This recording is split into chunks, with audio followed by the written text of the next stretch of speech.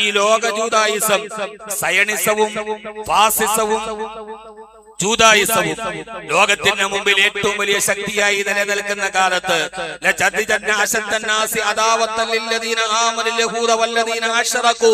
ഇസ്ലാമിക സമൂഹത്തോട് ലോകത്തെ ഏറ്റവും കൂടുതൽ ശത്രുത അത് തീർച്ചയായിട്ടും ബഹുദൈവ വിശ്വാസികൾക്കല്ലാതെ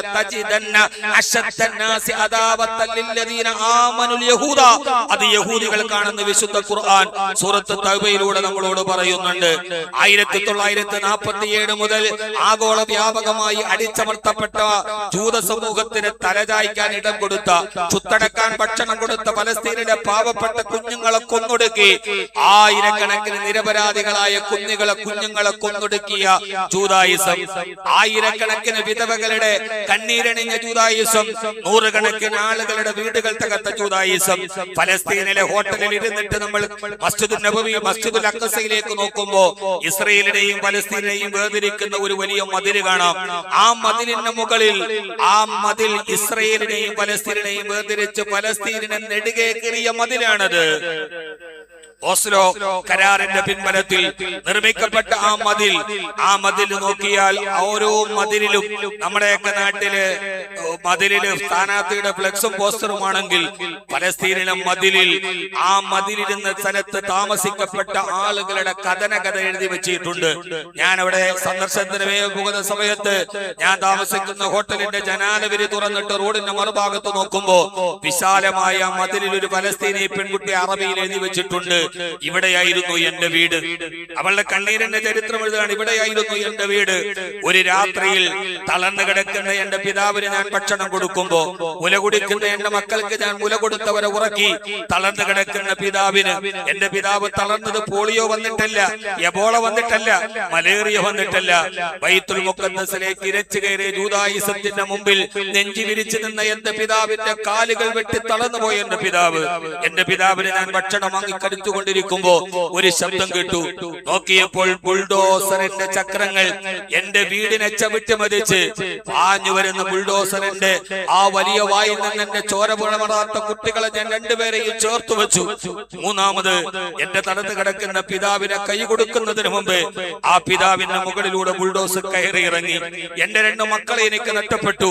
തളർന്നുപോയ എന്റെ പിതാവിന്റെയും എന്റെ കൊല ചെയ്യപ്പെട്ട എന്റെ രണ്ട് മക്കളുടെയും ഞാൻ തലചായ്ച്ച എന്റെ വീടിന്റെയും അസ്ഥിവാരത്തിന്റെ മുകളിലാണ് ഈ മതിൽ നിൽക്കുന്നതെന്ന് പലസ്തീനി പെൺകുടി എഴുതി വെക്കുന്നുണ്ട്. എന്റെ പ്രിയപ്പെട്ട സഹോദരങ്ങളെ, നമ്മുടെ സഹോദരങ്ങളെ കൊന്നൊടുക്കുന്ന, നമ്മുടെ പാവപ്പെട്ട സഹോദരിമാരുടെ മാനം കെടുത്തുന്ന, ഇസ്ലാമിനെ തകർക്കാൻ കച്ചകെട്ടിയ ജൂതായിസത്തിനോട് മരണം വരെ സന്ധിയാവില്ല എന്ന് പറയാനാണ് ഞാൻ മുഹറം 9 കൂടി നോമ്പ് പിടിക്കും. ഒരു നോമ്പ് പിടിക്കുന്നതിൽ പോലും ജൂതായിസത്തോട് സമരസപ്പെടാൻ എനിക്ക് കഴിയില്ല. എന്റെ പ്രിയപ്പെട്ട ഉമ്മത്ത് മുസ്ലിമയോട് ജൂതായിസത്തോട് സമരസപ്പെടരുത്. ആചാരങ്ങളിൽ, അനുഷ്ഠാനങ്ങളിൽ, വ്യവഹാരങ്ങളിൽ, വ്യാപാരങ്ങളിൽ മനസ്സുകൊണ്ട് പോലും ജൂതായിസത്തെ നാം അംഗീകരിക്കാൻ കഴിയരുതെന്ന് മുഹറമിന്റെ ഹിജറ നമ്മോട് പറഞ്ഞു തരുന്നുണ്ട്. കടിയില്ല സഹോദരങ്ങളെ, ഹബീബായ റസൂലുള്ളാഹി സ്വല്ലല്ലാഹു അലൈഹി വസല്ലം ഒരൊറ്റ വാക്ക് നിങ്ങളോട് കേട്ടോളൂ. അല്ലാഹുവിന്റെ റസൂൽ പറഞ്ഞു, അമേരിക്കയുടെ ജാരസന്താനമായി തീർന്ന ഇസ്രായേലി ജൂതായിസത്തെ ലോകം മുഴുവനും പിന്തുണച്ചാലും എന്റെ ഹബീബ് നബി മുഹമ്മദ് മുസ്തഫ, എന്റെ ഹബീബ് നബി മുഹമ്മദ് മുസ്തഫ, എന്റെ ഹബീബ് നബി മുഹമ്മദ് മുസ്തഫ സല്ലല്ലാഹു അലൈഹി വസല്ലം പറയുന്നുണ്ട്, നാളെ ഒരു കാലം വരും, അന്ന് മുസ്ലിമീങ്ങളും ജൂതന്മാരും തമ്മിൽ യുദ്ധമുണ്ടാവും. മുസ്ലിം സമൂഹത്തിന്റെ മുമ്പിൽ പിടിച്ചു നിൽക്കാൻ കഴിയാതെ ജൂതന്മാർ അവരുടെ ഇടയിലുള്ള വൃക്ഷങ്ങളുടെയും കല്ലുകളുടെയും പുറകിൽ പോയി ഒളിച്ചിരിക്കും. അപ്പോൾ അവർ ഒളിച്ചിരിക്കുന്ന ഓരോ കല്ലും ഓരോ പുല്ലുകളും വിളിച്ചു പറയും, യാ മുസ്ലിം യാ അബ്ദുല്ലാഹ്. പടയാളിയായ മുസ്ലിമിനോടോ, മുസ്ലിമേ, അല്ലാഹുവിന്റെ അടിമയെ, അതാ യഹൂദിയുൻ ഖൽഫി, എന്റെ പുറകിൽ ഒരു ജൂതൻ ഒളിച്ചിരിപ്പുണ്ട്, ഫഖ്തുൽഹു, നിങ്ങൾ അവരെ കൊന്നുകൊള്ളൂ എന്ന് ഇസ്രായേലിൽ നട്ടുവളർത്തിയ കല്ലുകളും മരങ്ങളും പോലും ഇസ്രായേലി ജൂതായിസത്തിന് എതിരെ നിൽക്കുന്ന ഒരു കാലം വരുന്നത് വരെ, ആ കാലം വരുന്നത് വരെ ഈ ലോകം അവസാനിക്കില്ല. ഈ കല്ലുകളും പുല്ലുകളും ഫലസ്തീനികളുടെ നിലവിളി കേട്ട് ഇസ്രായേലിലെ കല്ലുകൾ, ഫലസ്തീനികളുടെ ചോര കണ്ട ഇസ്രയേലിലെ പുല്ലുകൾ, ഫലസ്തീനികളുടെ വികുലമായ നിലവിളികളെ മരവിച്ചു പോയ അവിടുത്തെ കല്ലുകളും പുല്ലുകളും ഈ ജൂദായിസത്തെ ചൂണ്ടിക്കാണിച്ച് കല്ലുകൾ വരെ ജൂദായിസത്തിന് എതിരാകുന്ന ഒരു കാലം വരുമെന്ന് ഹബീബായ നബി മുഹമ്മദ് മുസ്തഫ. സംശയിക്കണ്ട എന്റെ പ്രിയപ്പെട്ട സഹോദരങ്ങളെ. അമേരിക്ക പാലൂട്ട് വളർത്തിയ ഇസ്രയേലി ജൂദായിസത്തെ ഇറാൻ അമേരിക്ക കരാറിനോടുകൂടി ഡൊണാൾഡ് ട്രംപിലൂടെ അമേരിക്ക കൈവിട്ടുവെങ്കിൽ ഇതേവരെ ജൂദായിസത്തിന് പാലും പണവും കൊടുത്ത അമേരിക്കയിലെ പോപ്പുലേഷനിൽ 60% ആളുകൾ ഇന്ന് ഇസ്രയേലി വിരുദ്ധരാണ്. 3 വർഷങ്ങൾക്ക് മുമ്പ് 70% അമേരിക്കക്കാർ ഇസ്രയേലി അനുകൂലികളായ ചരിത്രത്തിൽ നിന്ന് ഇന്ന് ആ അമേരിക്കയിലെ 70% അനുകൂലിൽ നിന്ന് 60% ആളുകൾ ഇസ്രയേലി വിരുദ്ധരായി മാറിയ ഒരു ചരിത്രത്തിലൂടെ കടന്നുപോയാൽ നിരപരാധികളുടെ രക്തത്തിന് മുകളിൽ ശിരസ്സെറ്റ കബന്ധങ്ങളിൽ സിംഹാസനം പണിത മുഴുവൻ ഏകാധിപതികളും തകർന്നു പോയിട്ടുണ്ടെങ്കിൽ ഇൻഷാ അല്ലാഹ് തീർച്ചയായും ഇസ്രായേലി ജൂദായിസം തകരും. കാരണം അന റബ്ബുക്കുമുൽ അഅ്ല, ഞാനാണ് രക്ഷിതാവെന്ന് പറഞ്ഞ് മിസ്രിലെ നൈൽ നദിയുടെ വെള്ളത്തുള്ളികളെ പോലും ചൂണ്ടുവിരലുകൾ കൊണ്ട് നിയന്ത്രിച്ച ഫർഔനെ മുക്കിക്കൊന്നത്, ഫിർഔൻ കൊല ചെയ്യപ്പെട്ടത് ഈ മുഹറം 10-ലാണ്. അല്ലാഹു സുബ്ഹാനഹു വ തആല നമുക്കതിനെ തൗഫീഖ് നൽകട്ടെ. ഹിജ്റയുടെ 2ാമത്തെ പാഠം ജൂദായിസത്തോട് ശത്രുവിനോടുള്ള എതിരാണ്. 3ാമത്തേത് നമുക്കും ഒരു ഹിജ്റ പോകണം. നമുക്കും പോകണം ഒരു ഹിജ്റ. ആ ഹിജ്റ മക്കയിൽ നിന്ന് മദീനയിലേക്കല്ല. എല്ലാം ഉപേക്ഷിച്ചിട്ട് മക്കക്കാർ മദീനയിലേക്ക് പോയതുപോലെ നമുക്കും പോകാനുണ്ട് ഒരു ഹിജ്റ. എല്ലാം ഉപേക്ഷിച്ച്, ജീവിതത്തിൽ സമ്പാദിച്ചതെല്ലാം ഉപേക്ഷിച്ച് നമ്മളൊരു ഹിജ്റ പോകുന്നുണ്ട് അള്ളാഹുവിന്റെ അടുക്കലേക്ക്, പടച്ചവന്റെ പരലോകത്തിലേക്ക്, 6 അടി മണ്ണിലേക്ക്. ആ ഹിജ്റയ്ക്ക് വേണ്ടി തയ്യാറെടുക്കാൻ ഈ പുതുവത്സരത്തിൽ, മുഹറമിന്റെ പുതുവത്സരത്തിൽ എല്ലാം വെടിഞ്ഞ് നാം ഒരു ദിവസം പോകും. സമ്പാദിച്ചതല്ല, തടുത്തുകൂട്ടിയതെല്ലാം, ജീവിതത്തിൽ ഉണ്ടാക്കിയതെല്ലാം ഒഴിച്ചുവിടും. അവസാനം 3 വെള്ളത്തുണിയിലും മാത്രം നമ്മൾ ഒരു ഹിജ്റയുടെ യാത്ര പോകും. നമ്മുടെ ഹിജ്റ അത് തുടങ്ങുന്നത് എവിടെ നിന്നാണ്? നമ്മുടെ വലിയൊരു യാത്ര തുടങ്ങാൻ പോവുകയാണ്. ഉമ്മയുടെ ഗർഭാശയത്തിൽ നിന്ന് തുടങ്ങിയ യാത്ര അത് അവസാനിക്കുന്ന ഒരു സ്ഥലമുണ്ട്. അത് ഈ ജനാലവിരിക്കപ്പുറത്ത് നമ്മൾ കാണുന്ന മൈലാഞ്ചി ചെടിയുടെ താഴെ ഒരു ദിവസം നമ്മളും കിടക്കും. ഗർഭാശയം വീട്ടതു മുതൽ സഫറാണ്, അടുത്തുള്ള ക്യാമ്പും സോദര കബറാണേ. ഉമ്മാടെ ഗർഭാശയത്തിൽ നിന്ന് വന്ന് 6 അടി മണ്ണിൽ നമ്മൾ പോകും. അന്ന് നമ്മുടെ ഒരു ഹിജ്റയാണ്. ഒന്നുമില്ല, സമ്പാദിച്ചതൊന്നുമില്ലാതെ നമ്മൾ പോയി 3 വെള്ളത്തുണിയിൽ അവസാനിക്കുന്ന ഒരു യാത്രയുണ്ട്. ഈ മുഹറമിൽ തെറ്റുകളിൽ നിന്ന് മാറി നന്മയിലേക്ക് വന്ന് ആ ഒരു യാത്രയ്ക്ക് തയ്യാറെടുക്കുക. എന്തിനാണ് സഹോദരങ്ങളെ? ഈ ഭൂമിയിൽ നമ്മൾ എന്ത് നേടാനാണ്? ഒന്നും നേടാനില്ല. പിറവിക്ക് ശേഷമുള്ള ഓരോ നിമിഷവും മരണത്തിലേക്കുള്ള യാത്ര. ഒന്നുമില്ല നമുക്ക്. രാജാവ് ഒരു യാചകനോട് പറഞ്ഞു, നീ ഇവിടെ നിന്ന് ഓടുക, അങ്ങേ അറ്റത്ത് കാണുന്നത് എന്റെ ഖജനാവാണ്, നീ എവിടെ പോയി വീഴുന്നു അവിടെ നിനക്കുള്ളതാണ്. പാവപ്പെട്ട യാചകൻ ഓടാൻ തുടങ്ങി. ഭക്ഷണം കഴിക്കാതെ, വെള്ളം കുടിക്കാതെ തളർന്നു പോയി യാചകൻ ഓടി. നേരെ പോയി രാജാവിന്റെ ഖജനാവിന്റെ മുകളിൽ പോയി വീണാൽ അത് മുഴുവനും എനിക്കുള്ളതാണ്. ഖജനാവിലെ സ്വർണം കണ്ട് മോഹിച്ചു യാചകൻ ഓടി ഓടി ഓടി ഓടി അവസാനം പാതി വടിയിൽ അയാൾ തളർന്നു വീണു. അയാളുടെ ലക്ഷ്യം ഖജനാവാണ്. നമ്മുടെ ലക്ഷ്യവും ഖജനാവാണ്. ഓടുകയാണ്. മുമ്പിൽ കാണുന്ന ഏതോ തിളക്കം കണ്ട് കൈപിടിച്ചെത്താമെന്ന വാക്കത്തിൽ നമ്മൾ ഓടുകയാണ്. പാതിവടിയിൽ വീഴും.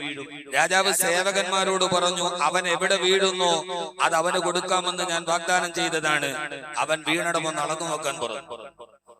സേവകന്മാര് വന്ന് അയാൾ വീണ സ്ഥലം അളന്നു നോക്കി. കൃത്യം 6 അടി ഉണ്ടായി. ആ 6 അടി അവന് നൽകി. എവിടെയാണോ വീഴുന്നത് അവന് 6 അടിയാണ്. ആ 6 അടി മാത്രമേ. ഈ ഓട്ടത്തിന്റെ ഇടയിൽ എവിടെയെങ്കിലും വീണാൽ ബാക്കിയുള്ളത് 6 അടി മാത്രം. 6 അടിയും ഇല്ല.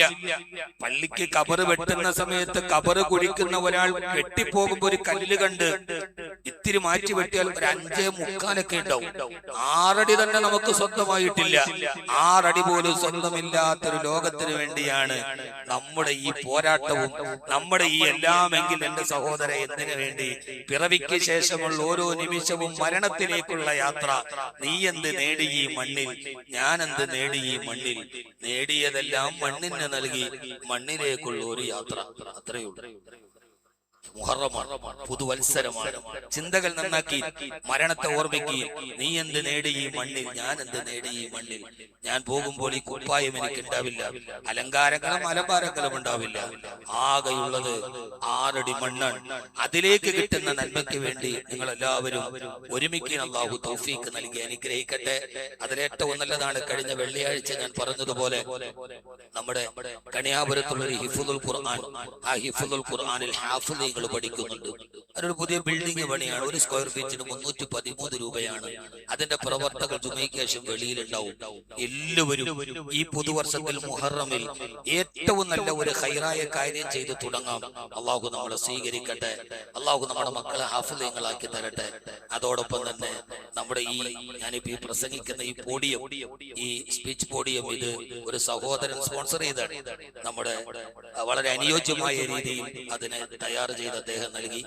അതോടൊപ്പം തന്നെ ഏതാണ്ട് ഒരു 1 ലക്ഷം രൂപ ചെലവഴിച്ച് നമ്മുടെ പള്ളിയിലോട്ട് കയറുന്ന വഴിയിൽ അല്ലാഹു മഗ്ഫിർലി ദുനൂബി വഫ്തഹ്ലി അബ്വാബ റഹ്മതിക് എന്ന പള്ളിയിലോട്ട് കയറുമ്പോൾ ഒരു ദുആ അവിടെ ഡിസ്പ്ലേ ചെയ്തിട്ടുണ്ട്. അതും ഒരു സഹോദരൻ സ്പോൺസർ ചെയ്തതാണ്. എന്താണ് ഇതിന്റെയൊക്കെ ലാഭം എന്ന് ചോദിച്ചാൽ, നാളെ ഇന്നില്ല, ഇന്ന് മുടക്കുന്നതിന് നാളെയാണ് കിട്ടുന്നത്. അല്ലാഹുവേ നീ സ്വീകരിക്കണേ റഹ്മാനെ.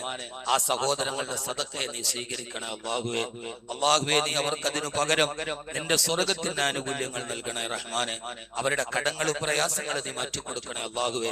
അവരുടെ ജീവിതത്തിൽ നീ ഐശ്വര്യം നൽകണേ റഹ്മാനെ, ബറക്കത്ത് നൽകണേ റഹ്മാനെ.